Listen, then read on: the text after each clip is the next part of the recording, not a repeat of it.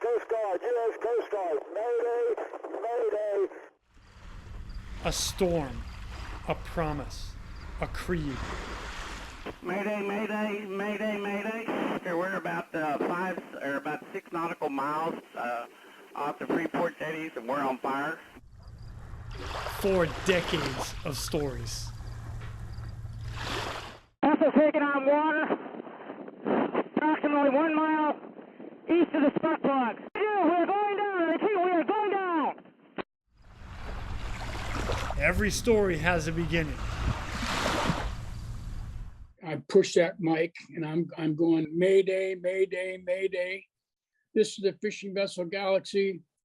Galaxy, he said, this is the Loran Tower on St. Paul Island. I'm going, my God, are you kidding me? And he says, I got it. He said, I got it. I said, look, I've got one guy down. We've got one guy down, multiple explosions. I said, we need help. We need help now. And he said, I'm contacting Coast Guard Group. He said, we got you. You know, we'll take care of this. And I said, I can't. I said, I'm over. I'm done. I'm out. I don't care what you want to call it. I call it divine intervention. But this is our story. It all started on the night of February 12th, 1983.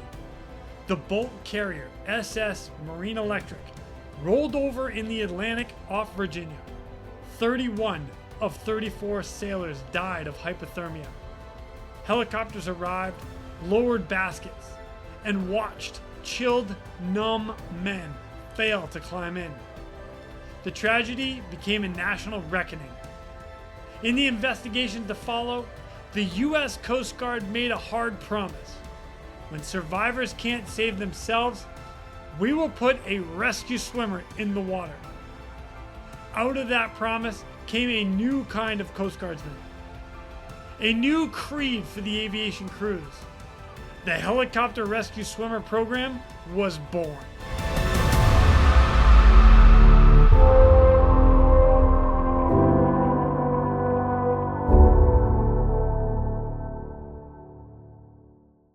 But before the heroics. All right, I got a lightning strike in the water about 200 yards north of the swimmer here. Before the headlines. A rescue off the coast of Louisiana. Coast Guard got a call that the boater hadn't made it back home. There was resistance. Nobody liked us. The animosity. Even between the ASMs that hadn't gone to school and us because they were under the gun. And, you know, I will say this. I don't think it was just animosity towards us. I think it was, especially for a pilot, because one explained it to me one time, says, throwing someone out of my aircraft is absolutely foreign to me. And it scares me to death because I don't know if I'm going to get you back. And I go, well, sir, I'm trained to come back. So don't worry. Just if you get me close, I'll get back in that depth. I'll get back on that cable. Just get close. In the late 1980s, this new program was unproven.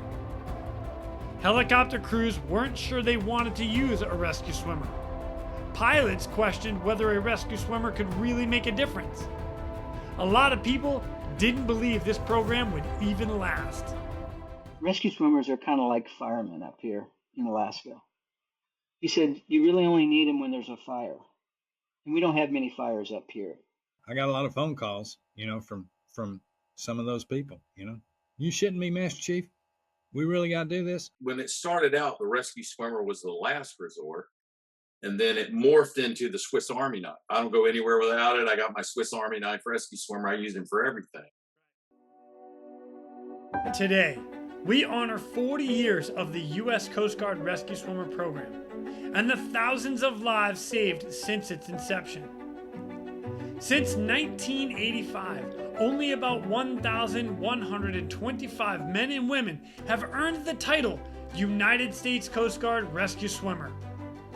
Measured against the average U.S. population of 291 million people, that's roughly a 1 in 10 million chance in any given year to be able to stand among the ranks of this elite group of individuals. For 4 decades, rescue swimmers have entered the water carrying one promise: so others may live.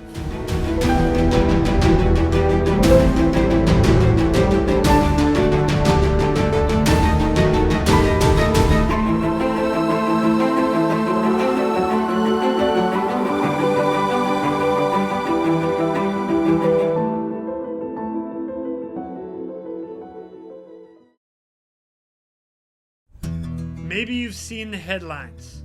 The big storm splashed across the evening news. The daring rescues caught on camera. The numbers of lives saved. But that's only part of the story. What you don't always see are the moments in between. The decisions made in the dark. The quiet courage when no one is watching. The weight of the lives carried in the arms of the rescue swimmer. Those stories that never made the news. They live in the memories of the few who were there on scene. Moments that only a United States Coast Guard helicopter rescue swimmer can tell. We're not going to get him out of there. So he says, hey, Jeff, he said, the only way we're going to get these people out of here is if you go in. Are you willing to do this? Because we had never done this before. And of course, I had reservations. I said, but there was no way I could possibly turn this thing down. Yeah. Number one, you got people in the water. Number two, and I hate the life of the rescue swimmer program depended on this. It really did. I mean, it really did. It was there was no way I could decline deployment. There was no way. It was at this moment later on that I realized that God doesn't call the qualified. He qualifies the call. As soon as his helicopter takes off, he's looking at me, I'm looking at him, and the rig explodes into a ball of fire, right? The guys on the boat, the Madeline McCall, they were like, we didn't see anybody jump. Where's the swimmer? I'm still on the helicopter pad. If anybody can pick me up, this will be a good time. The waves are coming straight up like a ramp, accelerating. They've already taken out the back wall of the pilot house. So the water's rolling into the pilot house and exploding out all the windows. Go up to the edge of the raft, hop in the raft, and they're like, guys, like Captain. I'm like, ask grass or gas, how you paying for this? And the guy goes, what? I'm like, ask grass or gas, how you paying for this? I take credit card. He's like, I'm like, I'm kidding. Get back to the helicopter. And one guy's drinking beer. He's like, want a beer? I'm like, no. Get to the airport. He's dumping his survival suit out. And it's like all these beer cans are falling out. And I was just like, hold on, wave. And the guy's just like, whoa. And so he holds on. And I'm like kind of even with the mast. So this wave kind of pushes the boat and it comes sideways and the mast comes down to the water. Boom.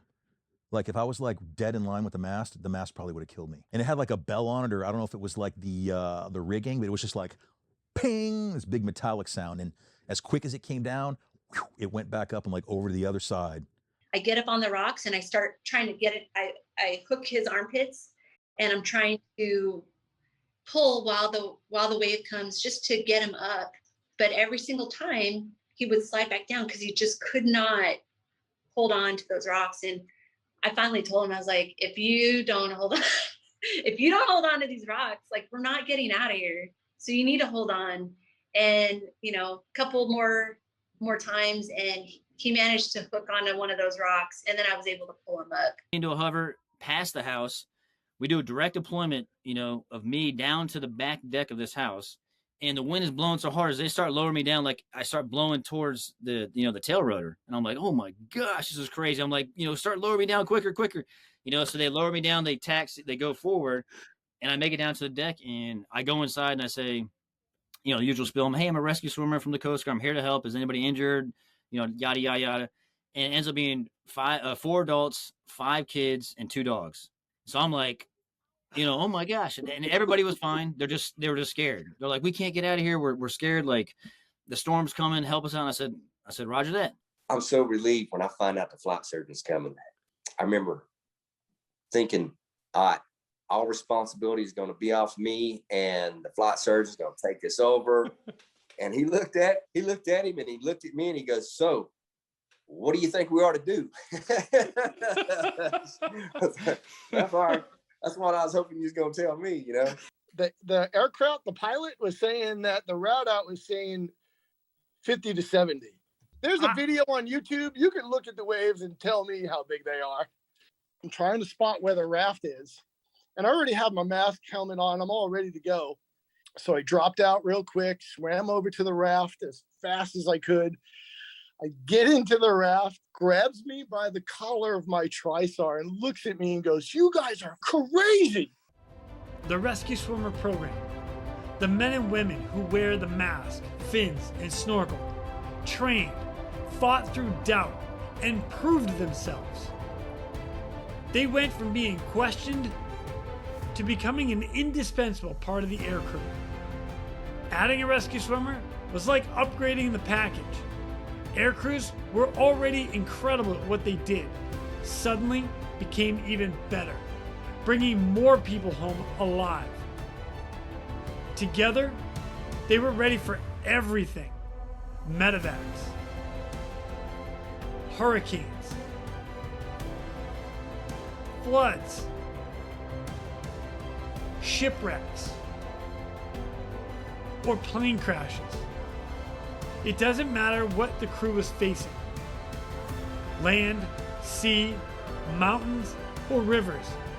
Wherever disaster struck, the U.S. Coast Guard air crew, with their rescue swimmer, were ready for anything.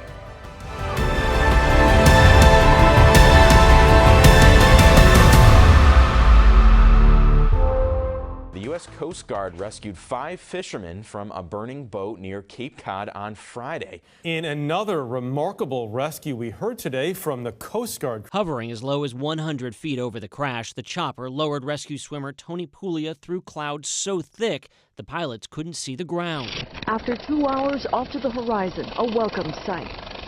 Rescued! A diver jumps in the high swells and makes his way to the kayaks. The Coast Guard helicopter drops a rescue basket and 13-year-old Tomas is told to hop on. A man holds on for dear life to a cooler to stay afloat. He was stranded in the middle of the Gulf of Mexico, 30 miles off the Florida coast of Longboat Key, right where Hurricane Milton made landfall.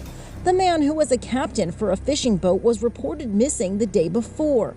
Somehow he survived in the water in the middle of a hurricane. This is the moment a Coast Guard crew rescued an 8-year-old boy off the coast of Northern California. Basket is on deck.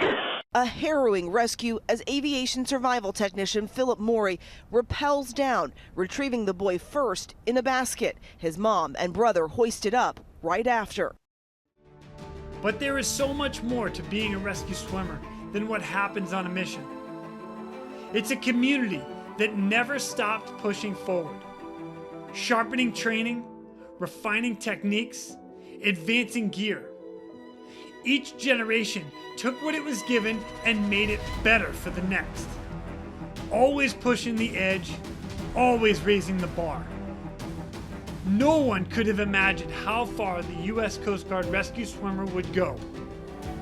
Today, the program stands as one of the most elite training pipelines in the world, recognized and respected by rescue programs across the globe. And at the heart is its brotherhood, forged through the toughest of times. A brotherhood tested, challenged, and proven across 4 decades. Only a few will ever know what it means to earn the rescue swimmer wings. But for those of us who have, it's a title that lasts a lifetime. And in the end, it isn't about the headlines or the numbers. It's about the lives touched, the families made whole, the survivors who still call us their heroes. That is the legacy of the United States Coast Guard helicopter rescue swimmer. Always ready so others may live. I have to say that it was, it changed my life, right? And it's not the sinking, it's not the being rescued, it's watching another human being risk his life to save us, right? And it was not lost in me what Matt was risking.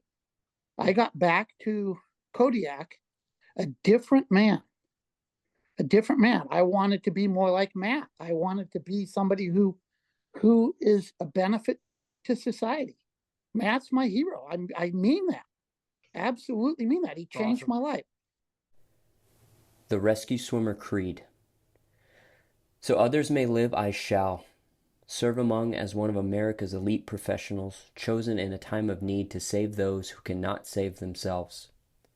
I will answer the call that most choose to ignore and provide incredible strength in a moment of weakness. I will hide my fear and prevail as the rescuer that I am. I will step toe-to-toe with Mother Nature's most extreme elements and fill the fins of the brave men and women who once served before me. My skills will provide those in danger a second chance at life while putting my own on the line. My drive to succeed is unstoppable, and the quit in my veins is non-existent. I am grateful for the courage I possess and humble for the reputation acquired. The profession I have chosen demands tremendous toughness and superior mental fortitude that separate me from those who seek a life of comfort and safety. I train in compromised conditions and overcome unwavering obstacles. The mission success depends on the team above me and my ability to function in unforgiving circumstances. I will not fail. As the life of another rests in the hands of my own, I will be the calm in the midst of chaos and the last hope for survival. By doing so, I will wear these wings with a sense of pride representing my honor, respect, and devotion to duty to the American people. I am a Coast Guard rescue swimmer, and I shall serve, so others may live.